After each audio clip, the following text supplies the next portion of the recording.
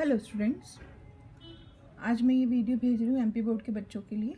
MP board के बच्चों को ये टॉपिक सिलेबस में है, सीबीएसई के बच्चों को नहीं है। ये methods of purification of organic compounds ये हम देख रहे हैं यहाँ पर। एक्चुअली मेथड्स जब हम ऑर्गेनिक कंपाउंड की प्यूरिफिकेशन की देखते हैं तो इसमें हम काफ़ी सारी प्रोसेसेस देखेंगे। वैसे आप इसको लोअर क्लासेस में पढ़ भी चुके हैं, एक बार हम इसको फिर से सम अप करेंगे। ये जो प्रोसेसेस हैं आपको इनके ऊपर एक एक्सप्लेनेशन आपको प्रिपेयर करना है। यदि उसमें डायग्राम है तो आप डायग्राम भी प्रिपेयर करेंगे, और स्पेशली इसमें ये पॉइंट्स नोट करना है कि ये प्रोसेस जो है किस सब्सटेंस के लिए यूज़ होगी। तो हम स्टेप बाय स्टेप इसको देखते हैं, क्योंकि ऑर्गेनिक कंपाउंड में यदि कोई इम्प्योरिटी है तो हमें उसे अलग करने के लिए हमें कुछ प्रोसेसेस यूज़ करनी पड़ती है, जो डिपेंड करता है कि कौन सी टेक्निक किस कंपाउंड के लिए यूज़ होगी। जैसे हम बात करते हैं सबसे पहले सब्लिमेशन की। तो सब्लिमेशन इज़ द प्रोसेस जहाँ पर हम मान लो कोई सब्लाइम सब्सटेंस है और यदि वो कोई नॉन सब्लाइम के साथ मिक्स हो गया है तो हम उस समय पर ये वाली प्रोसेस यूज़ करते हैं। सब्लिमेशन प्रोसेस एक्चुअली जैसे हम 9th की क्लासेस में भी आपने पढ़ा हुआ है सब्लिमेशन की प्रोसेस को कैसे करेंगे। एक बीकर में हम सब्लाइम सब्सटेंस डाल देते हैं, जैसे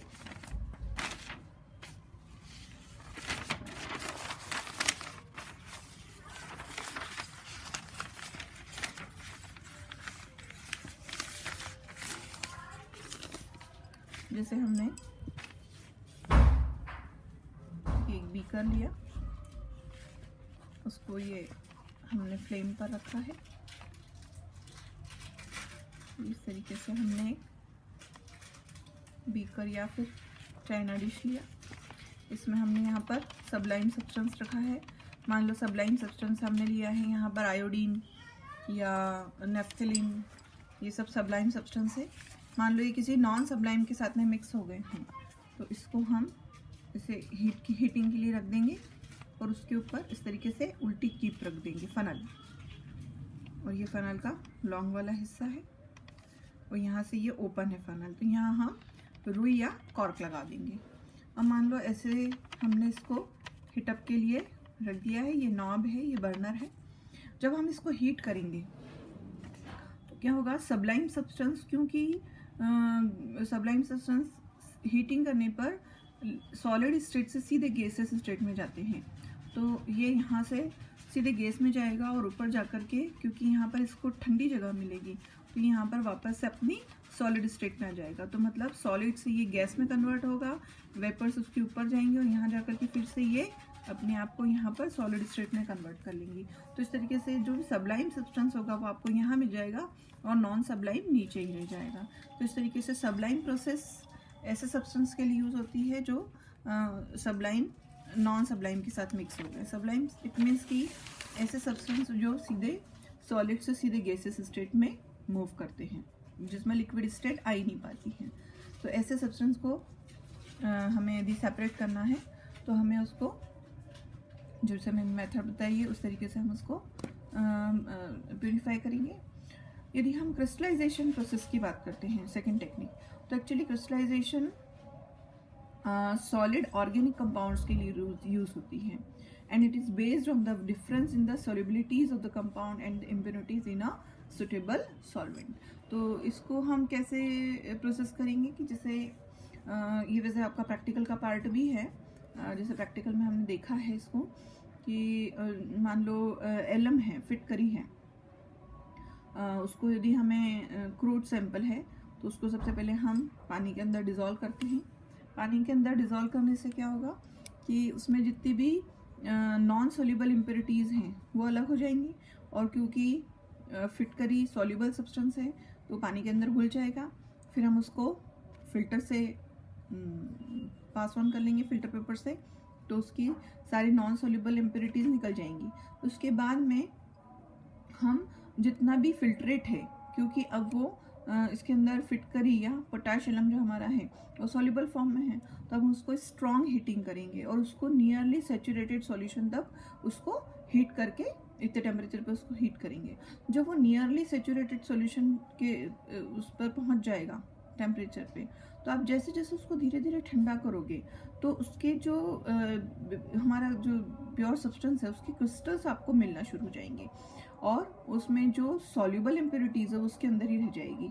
मतलब हमने दोनों चीज़ें अलग कर दी, इनसॉल्युबल इम्प्योरिटी हमने शुरू में अलग कर दी और सॉल्युबल इम्प्योरिटी क्योंकि वो सॉल्युबल है इस वजह से वो फिल्ट्रेट में रहेगी और हायर टेम्परेचर पर हीट करने पर जो हमारा सब्सटेंस है वो क्रिस्टलाइज हो जाएगा। तो इस तरीके से हम इस प्रोसेस के थ्रू हम सॉलिड ऑर्गेनिक कंपाउंड्स को सेपरेट करते हैं। इसके अलावा डिस्टिलेशन प्रोसेस यूज होती है। Distillation process actually use to separate, मतलब 2 टाइप्स इसमें हैं कि आप कौन कौन से इसमें सब्सटेंस यूज कर सकते हैं सेपरेट करने के लिए। तो volatile liquids from the non volatile impurity, एक ये हम यदि मिक्सचर हो गया है वोलेटाइल के साथ में नॉन वोलेटाइल तो उसको हम सेपरेट कर पाएंगे, या फिर the liquids having the sufficient difference in their boiling points. तो इस तरीके से हम डिस्टिलेशन प्रोसेस यूज करते हैं। जैसे मान लीजिए कोई 2 कंपाउंड्स है ए और बी, ए का मान लो बॉइलिंग पॉइंट है 50 डिग्री और बी का मान लो है 80 डिग्री सेल्सियस, तो हम क्या करेंगे डिस्टिलेशन प्रोसेस यूज करेंगे इस तरीके से। ये देखिए सिंपल डिस्टिलेशन प्रोसेस है। ये यहाँ पर हमने डिस्टिलेशन टैंक में मिक्सचर रख दिया। जब हम इसको हीट करेंगे तो शुरू में मान लो हमने टेम्परेचर सेट किया है 50 डिग्री पर, तो क्या होगा जो भी ए और बी में से ए वाला जो सब्सटेंस जिसका 50 degree Celsius temperature boiling point है तो वो क्या होगा वेपराइज होगा, उसकी वेपर्स यहाँ से चलेंगी और ऊपर जा कर के यहाँ वो कलेक्ट हो जाएंगी और इस तरीके से वो आपको प्योर फॉर्म में यहाँ मिल जाएगी। अब क्योंकि सेकेंड जो कंपाउंड है उसका बॉइलिंग पॉइंट आया ही नहीं है अभी, तो वो क्या रहेगा नीचे रहेगा यहाँ पर ही। फिर जब ये आपका सेपरेट हो गया है तो इसको हटा देंगे हम और नया यहाँ कोनिकल फ्लास्क लगाएंगे और हम बी को सेपरेट करेंगे। वैसे तो बी यहाँ पर हो ही चुका है बट फिर भी उसकी प्योर वेपर्स हम 80 डिग्री सेल्सियस यदि उसका टेम्परेचर है तो उतना सेट करेंगे तो क्या होगा वो उसके वेपर्स हमें यहाँ कलेक्ट होगी और दूसरा कंपाउंड हमारा निकल जाएगा। तो इस तरीके से हम सिंपल डिस्टिलेशन प्रोसेस यूज़ करेंगे वोलेटाइल और नॉन वोलेटाइल को अलग करने के लिए, या फिर ऐसे लिक्विड्स जिनके बॉइलिंग पॉइंट में सफिशिएंट डिफरेंस है। मान लीजिए यदि बॉइलिंग पॉइंट में डिफरेंस बहुत कम है, यदि ऐसा कोई लिक्विड्स मिक्स हो गए हैं दे हैव द लेस मतलब difference in their boiling point, तो हम उसको फ्रैक्शनल डिस्टिलेशन प्रोसेस से अलग करते हैं। फ्रैक्शनल डिस्टिलेशन प्रोसेस इस तरीके से होती है, जैसे यहाँ पर ये डिस्टिलेशन टैंक है हमारा, इसमें हमने यहाँ पर फ्रैक्शनेटिंग कॉलम लगाया है क्योंकि इसके अंदर पैकिंग हमने कर दी है। तो अब मान लीजिए 2 सब्सटेंस है ए और बी, ए का मान लो 50 डिग्री सेल्सियस टेम्परेचर है और मान लो बी का 55 है, तो जब आप 50 डिग्री सेल्सियस टेम्परेचर सेट करोगे तो ए की वेपर तो मिलेगी ही क्योंकि उसका तो बॉइलिंग पॉइंट ही है वो, लेकिन बी का भी कुछ अमाउंट जो है वो वेपराइज होने लग जाएगा।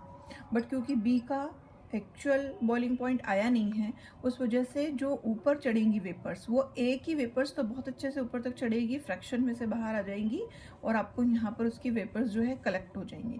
पर क्योंकि बी का टेम्परेचर ही नहीं आया है अभी तो थोड़ी बहुत जो वेपर्स बनेंगी वो चढ़ेंगी, थोड़ा ऊपर तक चढ़ेंगी और जब ठंडा मिलेगा उसको तो वापस से वो नीचे उसी कॉलम में वापस आकर के गिर जाएगी।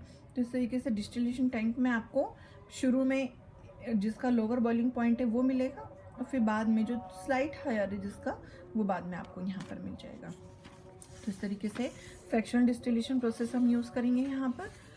इसके बाद में लास्ट में आती है क्रोमेटोग्राफी मेथड। ये देखिए स्टीम डिस्टिलेशन, इस तरीके से अलग अलग इसके प्रोसेसेस बताई हैं इन्होंने।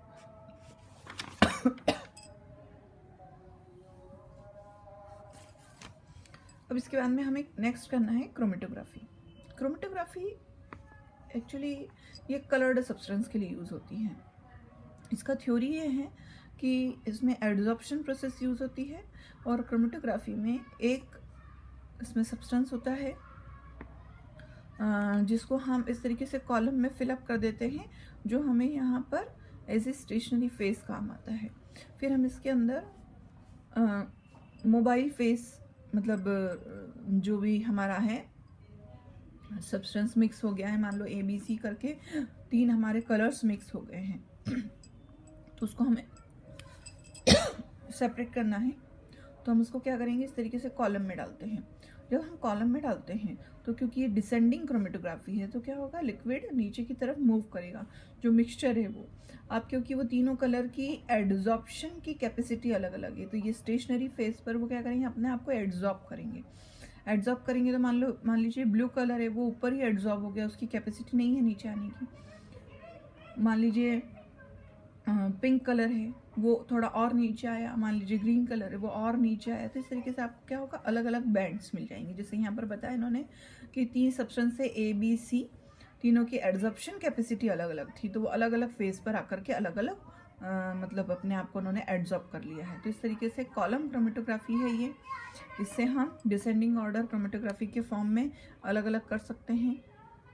इसके अलावा असेंडिंग क्रोमेटोग्राफी भी होती है। असेंडिंग क्रोमेटोग्राफी में इस तरीके से हम एक फिल्टर पेपर पर, वॉटमैन पेपर जिसको हम स्टेशनरी फेस बोलेंगे, उसके ऊपर हम डॉट लगा देते हैं हमारे सैंपल का, और फिर इसके ऊपर से हम लिक्विड मतलब सॉल्वेंट को रख देते हैं, तो वो सक होने लगता है, एड्जॉर्ब होने लगता है और ऊपर चढ़ेगा। जब वो ऊपर चढ़ेगा तो क्या होगा, इस डॉट को भी लेके चढ़ेगा। इस डॉट में क्या है, हमारा मिक्सचर है इंक का। मान लो यदि इंक मिक्स हो गई है या और कोई कलर्स मिक्स हो गए हैं, तो इस तरीके से पिगमेंटेशन जो है उनको अलग अलग करने के लिए हम ये प्रोसेस यूज़ करते हैं। तो इस तरीके से क्या होगा, ये डॉट जब ऊपर ऊपर ऊपर ऊपर चढ़ेगा, इसमें ए और बी सब्सटेंस है, तो ए अलग जाकर के अपने आप को एड्जॉर्ब करेगा और बी अलग जाकर के करेगा। मान लीजिए रेड और ब्लू इंक है, तो आपको क्या होगा, जैसे ही रेड ब्लू इंक एक साथ चलना शुरू होगी मोबाइल फेस के साथ में, तो मान लो ब्लू इंक यहाँ पर अपने आप को सेट कर रही है और रेड इंक यहाँ सेट कर रही है। तो इस तरीके से ये सेपरेट हो गए हैं। फिर बाद में इनको इलुएंट की हेल्प से हम अलग अलग कर लेते हैं। तो ये इस तरीके से क्रोमेटोग्राफी के थ्रू हम इसमें सेपरेशन करते हैं अलग अलग कलर्स का। इस पर भी एक शॉर्ट नोट आपको प्रिपेयर करना है। इसके बाद में कुछ टेस्ट हैं हमें ये एग्ज़ाम में मिल जाती है देखने के लिए।